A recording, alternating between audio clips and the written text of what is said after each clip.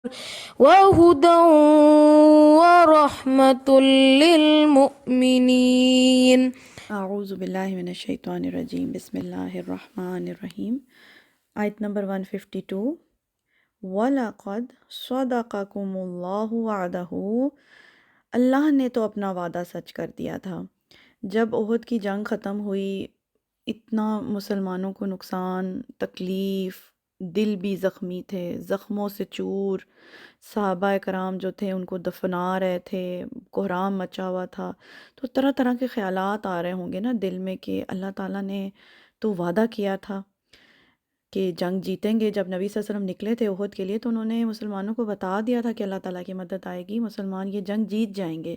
تو ظاہر ہے کہ شیطان کی طرف سے بھی وسوسے آ رہے ہوں گے، دل میں خیالات آ رہے ہوں گے، تو اللہ تعالیٰ یہ بات بتا رہے ہیں کہ اللہ نے تو اپنا وعدہ سچ کر دیا تھا، مسلمان تو جیت گئے تھے۔ اِذ تَحُسُّونَهُم بِإِذْنِی، جب تم قتل کر رہے تھے ان کو اللہ کے اذن سے۔ یعنی شروع میں کیا ہوا، مشرکین اپنا مال غنیمت چھوڑ کر بھاگ رہے ہیں، میدان چھوڑ کر بھاگ رہے ہیں، مسلمان ان کو قتل کر کر کے پھینک رہے تھے۔ تو اللہ کہتے ہیں جس وقت تمہیں فتح ہوئی ہے، اللہ تعالیٰ نے اپنا وعدہ پورا کر دیا تھا۔ حتیٰ اذا فشلتم، یہاں تک کہ جب تم نے ڈسپلن توڑا اور ڈھیلے پڑ گئے۔ کیا ڈسپلن توڑا تھا؟ انہوں نے اپنے کمانڈر کی بات نہیں مانی تھی۔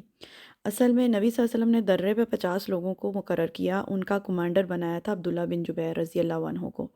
تو جب مسلمانوں نے دیکھا کہ فتح ہو گئی ہے، مال غنیمت تقسیم ہو رہا ہے، تو درہ چھوڑ کر وہاں سے لوگ نکل آئے۔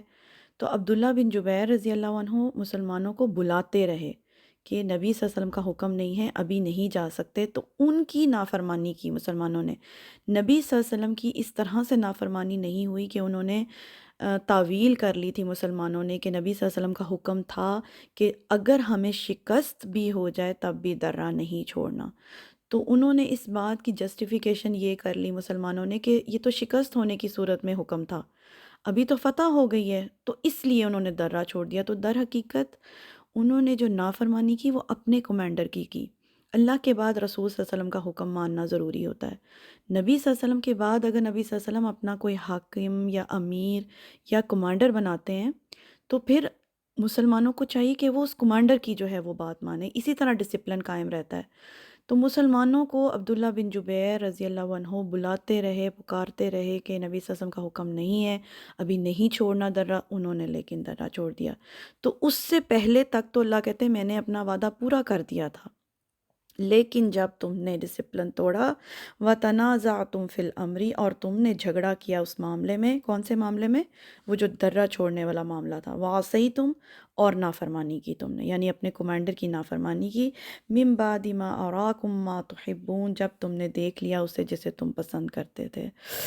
تو کیا وہ پسند کرتے تھے جس کی وجہ سے انہوں نے نافرمانی کی؟ ایک تو یہ مفسرین کہتے ہیں کہ یہاں پر جو مال غنیمت تقسیم ہو رہا تھا، تو جب انہوں نے دیکھا کہ مال غنیمت چھوڑ چھوڑ کے جو ہے مشرکین بھاگ رہے ہیں، تو مال کی محبت میں انہوں نے درہ چھوڑ دیا۔ لیکن صحابہ کرام رضی اللہ عنہم کی شان ایسی تھی کہ ہم نہیں کہہ سکتے کہ مال کی محبت ان کے دل میں بہت ہوگی۔ ویسے تو قرآن میں لکھ دیا گیا ہے کہ مال کی محبت میں انسان شدید ہے، انسان کی نفسیات ہے کہ اس کو مال پسند ہے، لیکن جو صحابہ کرام کا درجہ ہے اور جو ان کا ایمان ہے، تو یہ بات ایسے سمجھنی بہت مشکل ہے کہ مال کی محبت میں انہوں نے درہ چھوڑ دیا۔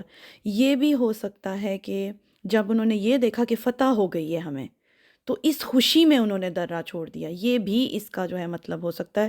تو خیر اللہ کہتے ہیں اس چیز کے لیے جسے تم پسند کرتے تھے تم نے نافرمانی کی۔ منکم من یرید الدنیا، تم میں سے کوئی تو دنیا چاہتا ہے، یعنی دنیا میں فتح، دنیا میں کامیابی۔ وَمِنْكُمْ مَنْ يُرِيدُ الْآخِرَةَ، اور تم میں سے کوئی آخرت چاہتا ہے۔ ثُمَّ صَرَفَكُمْ عَنْهُمْ لِيَبْتَلِيَكُمْ، تو پھر اس نے پھیر دیا تم کو، یعنی فتح شکست میں پھیر دی گئی، لِيَبْتَلِيَكُمْ، تاکہ وہ آزمائے تم کو۔ وَلَقَدْ عَفَا عَنْكُمْ، اور البتہ تحقیق اس نے معاف کر دیا تم کو، یعنی کہ جو فتح تھی وہ شکست میں پھیر دی گئی تاکہ تمہاری آزمائش ہو اور پھر اللہ تعالیٰ کہتے ہیں کہ اللہ نے تمام صحابہ کرام کو معاف کر دیا۔ واللہ ذو فضل علی المؤمنین، کیوں معاف کر دیا؟ کیونکہ اللہ مومنوں پر فضل کرنے والا ہے، رحم کرنے والا ہے، ان کو معاف کرنے والا ہے۔ تو آئی ہوپ کہ آیت اچھے سے سمجھ آ گئی ہوگی۔ سبحانک اللہم و بحمدک، اشہد ان لا الہ الا انت، استغفرک و اتوب الیک۔